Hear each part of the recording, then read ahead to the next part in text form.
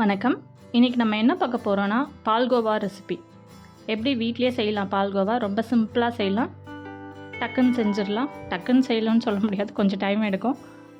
But ஒரு minimum ingredient வச்சு எப்படி செய்யலாம் அப்படின்னு சொல்லி பார்க்கலாம். அதுக்கு ஃபஸ்ட்டு ஒரு பெரிய பாத்திரம் எடுத்துக்கோங்க. அடிகனமான பாத்திரம் எடுத்துக்கோங்க. சட்டுன்னு அடி பிடிக்காத மாதிரி ஒரு பாத்திரம் எடுத்துக்கோங்க.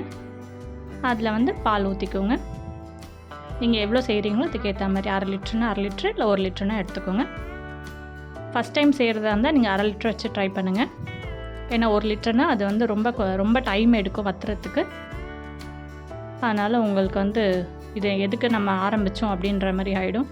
அதனால் ஒரு 1/2 லிட்டர் பால் வச்சு ஃபஸ்ட் டைம் ட்ரை பண்ணுறவங்க ட்ரை பண்ணுங்கள். இந்த மாதிரி பால் ஊற்றிட்டு அதை நல்லா சுண்ட வைக்கணும். பால் பொங்கி வரும். அப்போ நம்ம அடிக்கடி ஒரு கிளறி விட்டுகிட்டே இருக்கணும் கரண்டி வச்சு. இதை பார்த்திங்களா, இந்த மாதிரி கரண்டி வச்சு கிளறி விட்டுகிட்டே இருக்கணும். இந்த சைடில் இருக்குது பார்த்திங்களா, இந்த ஆடை மாதிரி வருது இல்லையா, அதெல்லாம் எடுத்து விடுங்க. அது நல்லா சுரண்டி அப்பப்போ விட்டுருங்க. அதுதான் நமக்கு பால்கோவாவாக கிடைக்க போகுது. நல்லா திக்காக வரும். ஸோ அதை நல்லா சுரண்டி விட்டு அடியோடு வச்சு நல்லா கிளறி விடுங்க. இதுக்கப்புறம் கொஞ்சம் நேரத்துக்கு அப்புறமா பால் சுண்டிடும். அதுக்கப்புறமா 1/2 டம்ளர் சர்க்கரை சேர்த்துக்கோங்க.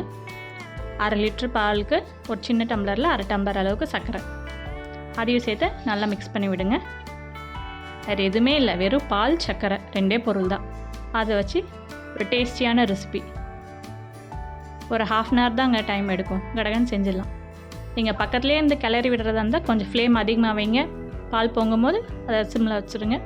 திருப்பி கொஞ்சம் அதிகமாக வைங்க, அப்புறம் கொஞ்சம் சிம்மில் வைங்க. அந்த மாதிரி பக்கத்துலேயே நீ செய்கிறதா இருந்தால் கிளறி விட்டுட்டே செய்யணும். கடகடன்னு முடிச்சிடும். இப்போ பார்த்தீங்களா, சக்கரை போட்டோன்னே இன்னும் கொஞ்சம் தண்ணியாக ஆகும். பட் அது ஒரு 5 to 10 minutes திருப்பி அது திக்காக ஆரம்பிச்சிடும். நம்ம இதுக்காக வேறு எதுவுமே இதில் ஆட் பண்ணல. இதில் சில பேர் செய்வாங்க, லெமன் புழிஞ்சு ஊற்றி பாலை திரிய வச்சுட்டு செய்வாங்க. நம்ம இன்றைக்கி அந்த மாதிரி செய்யலை. அந்த மாதிரி செஞ்சால் கொஞ்சம் அதில் புளிப்பு தெரியும். ஏன்னா அதில் நம்ம லெமன் சேர்க்குறதுனால, பால் திரிய வைக்க லெமன் சேர்க்குறோம் இல்லையா, அதனால் அதில் புளிப்பு தெரியும். அந்த மாதிரிலாம் நம்ம செய்யலை. நார்மலாக பாலை சுண்ட வச்சுட்டு அதில் சக்கரை போட்டு கொடுக்குறோம். நல்லா ஹெல்த்தியாக இருக்கும், எல்லாேருக்கும் ரொம்ப பிடிக்கும். இதில் நீங்கள் ஒயிட் சுகர் வேண்டாம்னு நினச்சிங்கன்னா ப்ரௌன் சுகர் ஆட் பண்ணிக்கோங்க. அதாவது நாட்டு சக்கரை ஆட் பண்ணிக்கோங்க. இப்போ இந்த மாதிரி மிக்ஸ் பண்ணிகிட்டே இருங்க. பார்த்திங்களா, இப்போ கொஞ்சம் நல்லா திக்காகிடுச்சு. ஃபஸ்ட்டை விட தெரியுதா, முன்னாடி எவ்வளோ தண்ணியாக இருந்துச்சு, இப்போ நல்லா திக்காகிடுச்சு. பார்த்திங்களா, இன்னும் கொஞ்சம் மிக்ஸ் பண்ணி விட்டுட்டே இருங்க.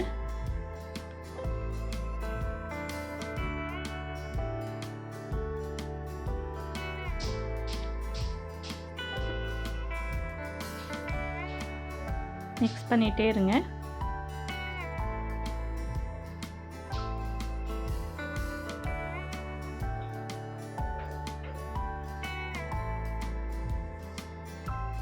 இப்போ நல்லாவே பால் கெட்டியாகிடுச்சு. நல்லா அந்த பால்கோவா ஸ்டேஜுக்கு வந்துடுச்சு. பார்த்திங்களா, இப்போ எடுத்து பார்த்திங்கன்னா உங்களுக்கு தெரியும். பார்த்திங்களா, தெரியுதா, பால்கோவா ஸ்டேஜுக்கு வந்துச்சு. இதுக்கப்புறமா விட்டிங்கன்னா அது ரொம்ப நல்லா கெட்டியாகிடும். அதனால் நம்ம இந்த ஸ்டேஜ் வரும்போது அதை ஆஃப் பண்ணிடலாம்.